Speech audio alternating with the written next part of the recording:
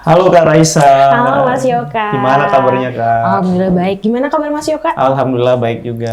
Nih Kak Raisa, aku bawa tetangga kita yang baru. Ini Deborah, kenalin Deborah ini Kak Raisa. Hai Kak, Deborah, salam kenal. Raisa, salam kenal juga. Dia tau nggak kalau Kak Raisa ini dosen psikologi. Nah, kamu kayaknya bisa cerita deh masalah kamu yang tadi. Coba deh ceritain ke Kak Raisa.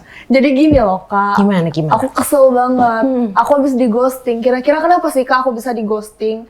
Emangnya aku ada salah apa sama dia? Bener-bener kayak awal tuh dia yang excited banget sama aku. Terus tiba-tiba pas akunya udah nunjukin kalau aku excited, tiba-tiba malah dia yang ngilang Kak. Padahal aku nggak ngapa-ngapain, tiba-tiba aja dia kayak gitu. Kira-kira kenapa sih Kak?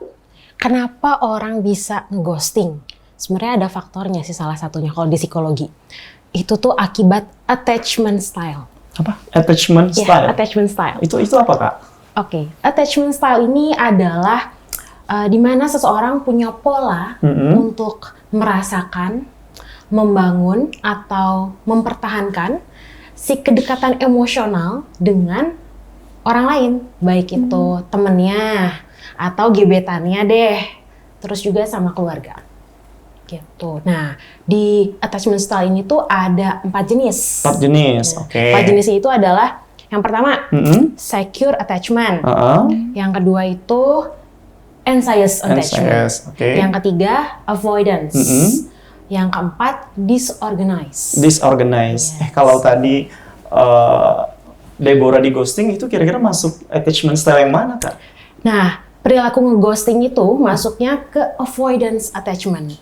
Coba ya, biar lebih jelas, mungkin aku jelasin satu-satu. Oke, lah. boleh. Biar paham. Yang secure attachment dulu deh. Oke. Secure attachment ini adalah attachment style yang versi sehat. Versi sehat. Di mana Oke. orang yang punya secure attachment, dia tuh bisa menerima dan memberikan kasih sayang secara sehat. Secara sehat. Walaupun ada konflik, dia tetap bisa dealing with the conflict. Jadi dia bisa untuk mengkomunikasikannya, komunikasi terbuka gitu.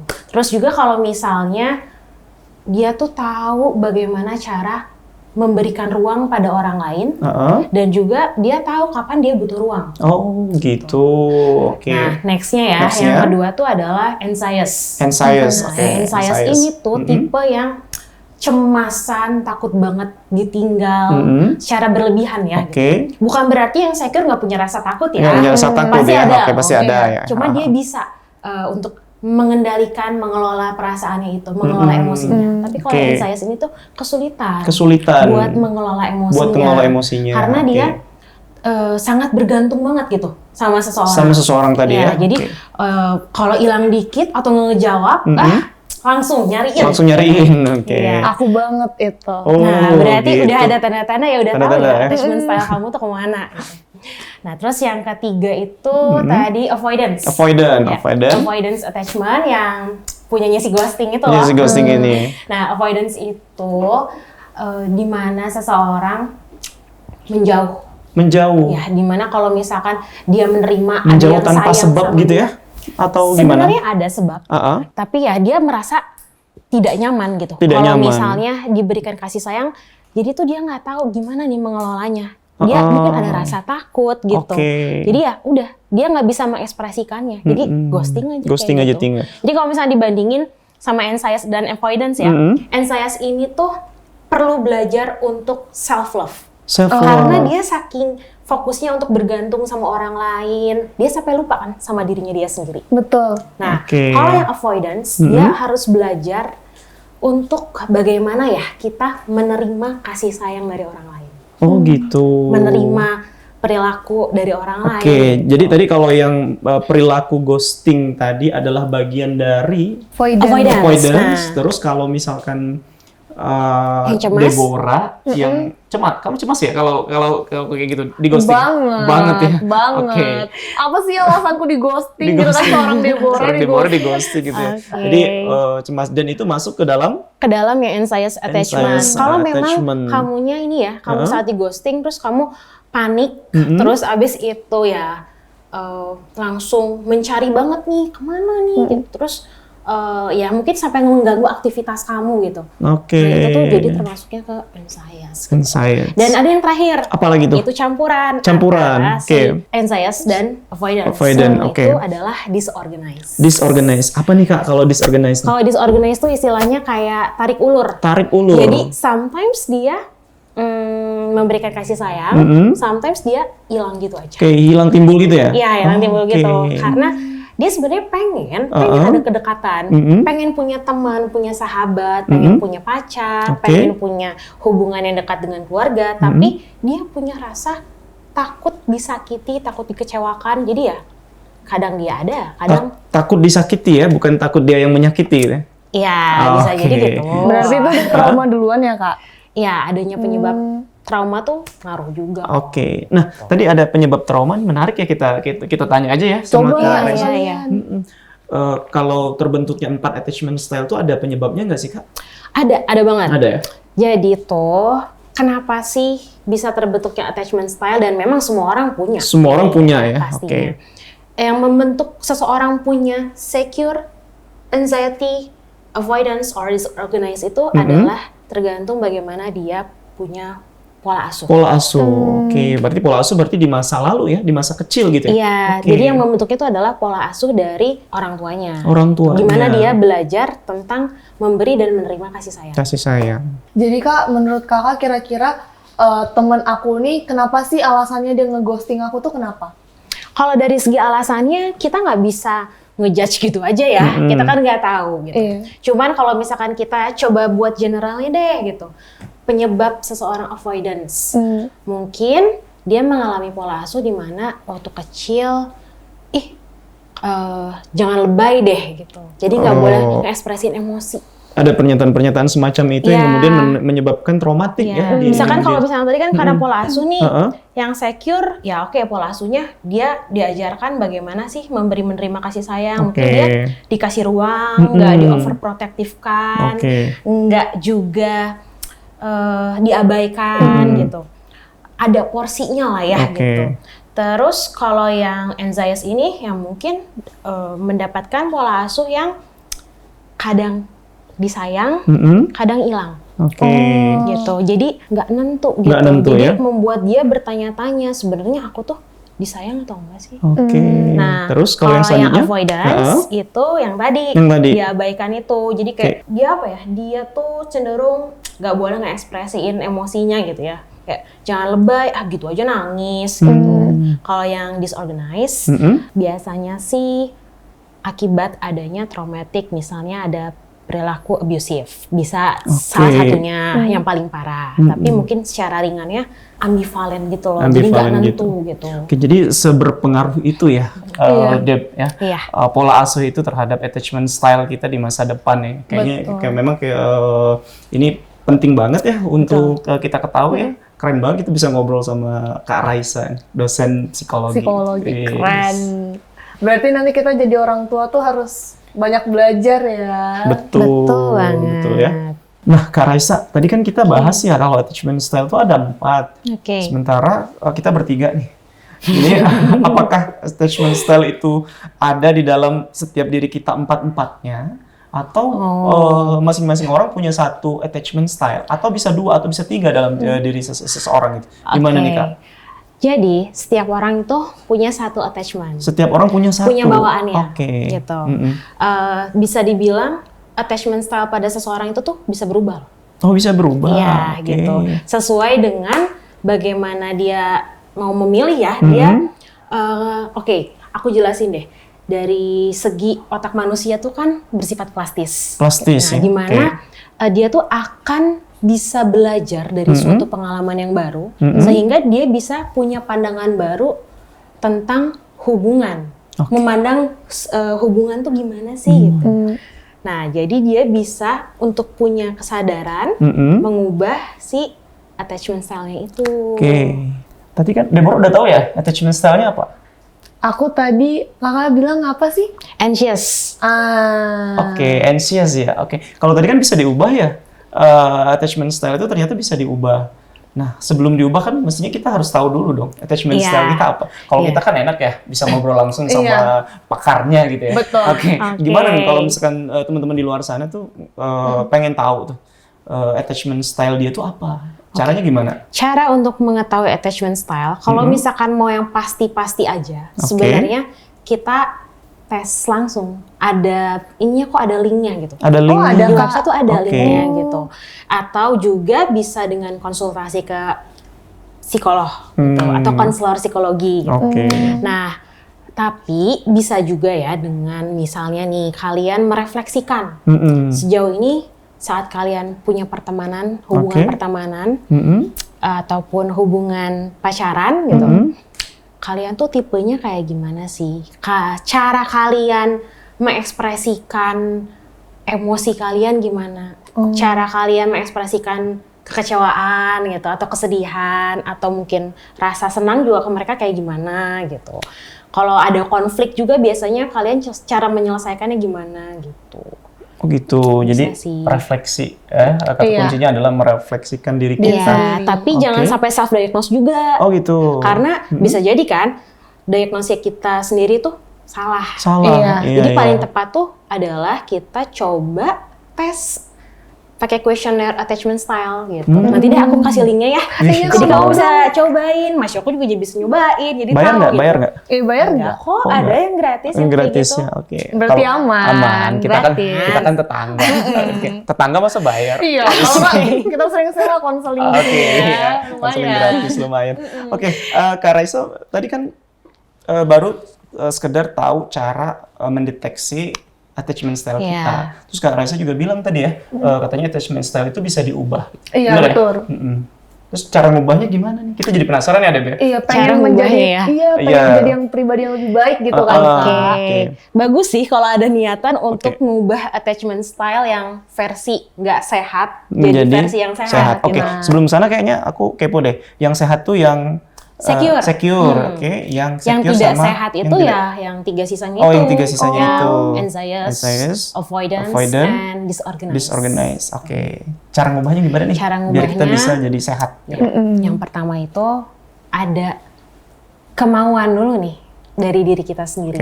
Mau mengubah attachment style kita, mengubah mungkin dari segi pandangan atau habit-habit kita yang tadinya mungkin memperburuk attachment style kita itu ke arah yang lebih nggak sehat gitu. Jadi kita ingin mengubah jadi ke versi yang sehatnya gitu. Jadi kemauan dulu ya. Pertama kemauan. Yang kedua, kemauan. Mau kan. Yang kedua kesadarannya punya awareness dulu, self awareness namanya. Jadi sadar sama sebenarnya attachment style apa sih yang aku punya. Berarti aku apa nih yang harus aku ubah dari kebiasaan-kebiasaanku gitu. Nah, selain 2 hal itu, tips yang ketiga bisa juga belajar mengelola emosi. Belajar mengelola emosi. Ya, kalau yang anxious kan mungkin agak sedikit impulsif ya kadang-kadang, pengen langsung nge-reach atau ngirim pesannya berkali-kali karena belum dibalas gitu. Benar. Terus mungkin udah langsung kayak kamu marah sama aku ya gitu, atau kamu selingkuh ya misalnya kayak gitu, atau aku ada salah apa sih gitu, padahal nggak ada apa-apa gitu. Nah mungkin kita harus bisa mengelola untuk berhenti membuat skenario yang sebenarnya tidak realistis gitu, menjadi sesuatu hal yang tenang dulu, mungkin dia memang lagi ketiduran atau mungkin dia lagi aktivitas atau ngerjain hal lainnya gitu, punya kesibukan gitu. Mengelola emosi. Tapi tadi dari cerita Kak Raisa, Deborah pernah ngalamin yang kayak tadi? Pernah dong. Yang paling buruk apa? Yang paling parah menurut Deborah? Ya itu, yang di ghosting. Yang di ghosting. Enggak, tapi yang dilakuin Deborah apa tuh yang paling parah? Yang aku lakuin kayak benar-benar nangis atau? Pasti aku sampai nangis. Terus aku telepon dia. Kenapa sih dia nggak ngangkat ini teleponku? Terus aku chat-chatin. Ujung-ujungnya tetap dia menghilang. Ngerasa nggak sih itu merugiin kamu sendiri? Banget Kak. Sebenarnya ngerasa kalau misalnya capek. Udah capek kali nih, udah ngerasa juga kan Kak. Iya. Tapi buat ngubahnya itu tuh susah. Keluar tuh aslinya, capek kali nih. Iya, gimana biar nggak capek keluar kali aslinya ya. Iya, makanya ya itu dia, cara mengubahnya adalah kamu mau dulu untuk melawan hal-hal yang kayak tadi, impulsif, pengen marah, terus udah pikir kemana-mana gitu. Itu kamu mencoba untuk mengelolanya gitu. Nah tapi ya, ada satu hal lagi nih yang sebenarnya yang membuat gimana sih supaya bisa mengubah ke attachment yang secure. Apa coba? Tapi kontrolnya bukan di kita sih. Bukan di kita. Ada sih sedikit di kita. Yaitu kita memilih untuk punya teman atau memilih pasangan yang memang punya secure attachment. Atau mungkin yang sama-sama mau untuk mengubah secure attachment. Menjadi secure attachment. Oke, berarti kesadaran itu sebaiknya tidak hanya tumbuh dari individu ya, harusnya tumbuh secara kolektif nih, secara barengan, bersama gitu ya. Sebenarnya gini, pada dasarnya dari individu itu sendiri. Individu dulu, gitu ya. Cuman di saat dia sudah memilih untuk secure, jangan lupa bahwa kita juga harus memilih circle kita yang secure juga. Yang sehat. Gitu. Alias yang sehat lah. Yang sehat gitu. Soalnya pertemanan tuh mempengaruhi diri kita sendiri kan, Kak. Iya, betul. Gitu. Kak Raisa, tadi kan kita ngomongin attachment style ya. Terus kita udah ngomongin juga pertemanan yang sehat. Yes. Emang ada kaitannya ya antara attachment style dengan pertemanan yang sehat itu, Kak? Ada banget. Gimana tuh kaitannya tuh? Jadi tuh kaitannya memang bagaimana kita punya pola kedekatan, itu kan akan membentuk pertemanan. Bagaimana kita punya attachment style, itu juga kan akan menentukan gimana kita akan berelasi kan dengan teman-teman kita. Kan masing-masing setiap orang kan punya attachment style beda-beda. Yang beda-beda ya tadi ya. Oke deh, mungkin ini ambil aja salah satu cerita nyata ya. Katanya sih fun fact-nya, orang yang anxious attachment ini seringkali saling mengattract dengan yang avoidance. Dengan avoidance. Kan? Anxious sama avoidance kan yang satu haus validasi. Ngejar-ngejar terus. Ketergantungan. Yang satunya escaping kan, ghosting. Nggak cocok kan? Betul. Nah, di pertemanan tuh ada yang satu tuh versi yang anxious, jadi padahal tadi paginya udah ketemu, terus tiba-tiba udah nanya lagi gitu, kayak kamu kemana hari ini, di mana, segala macam gitu. Kalau nanya biasa sih cukup sekali, terus nunggu dibalas kan. Iya. Terus misalnya ini nggak dibalas selama sejam deh gitu, terus langsung ditanya lagi gitu. Jadi ya si avoidance ini kan ngerasa butuh ruang gitu, atau mungkin avoidance ini lagi di kosan gitu. Terus abis itu lagi me time, tiba-tiba anxious tanpa ada kabar apapun nyamperin datang gitu. Otomatis avoidance yang lagi butuh me time dan ruang ini ngerasa kayak ya gitu. Karena kadang-kadang kalau yang si avoidance ini nolak untuk gak ikut ke yang ajakan si anxious ini, pasti yang anxious-nya akan cenderung kayak ih kenapa gitu. Jadi ngejar-ngejar terus. Iya, akhirnya lingkaran pertemanan itu nggak sehat ya. Pertemanan mereka nggak sehat. Makanya cara untuk bikin sehatnya tuh gimana tuh? Ya, ada kesadaran dari dua-duanya. Buat menciptakan, yuk sama-sama secure. Yang anxious bisa belajar untuk gimana sih caranya selain self-love tadi, caranya untuk memberikan ruang pada orang lain. Ruang pada orang lain. Gitu. Dan mempelajari juga gimana sih bikin healthy boundaries. Gitu. Nah, kalau yang avoidance, gimana sih caranya untuk menerima ataupun istilahnya minimalnya lah ya, kalau misalkan dia mau menolak, cara menyampaikannya tuh yang membuat si anxious-nya ini tuh menerima gitu. Tapi kadang-kadang pada kenyataannya suka aja yang tetap dikejar gitu, tetap kayak nggak terima gitu. Jadi ya memang butuh dua-duanya yang punya kesadaran itu. Oh iya, terus habis itu tuh mungkin ini secara general aja ya, cara membentuk circle pertemanan yang sehat. Yang pertama komunikasi, komunikasi yang terbuka. Yang dimana komunikasi ini harus diiringi sama understanding. Pemahaman dia ya, saling memahami. Udah menyampaikan cara secara baik-baik. Tapi kalau misalnya lawannya nggak punya understanding, percuma dong. Sehingga tidak ada saling pemahaman antara kedua belah pihak ya.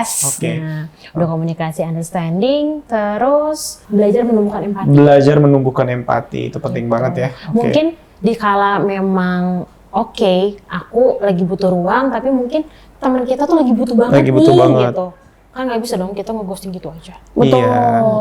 Gitu. Jadi ya istilahnya sih saling belajar ya, bagaimana sih kita untuk sharing, bagaimana kita bisa saling memahami kebutuhan emosional masing-masing, dan saling belajar juga bagaimana sih kita mengekspresikan Diri kebutuhan kita, itu ya. gitu. Iya kak, kakak ngikutin nggak sih yang lagi rame di TikTok tuh yang Yang tentang mana? avoidance itu? Kakak ngikutin nggak? Avoidance. Oh ini ya, yang ada postingan kayak screenshot chatting gitu ya. Chattingan, oke.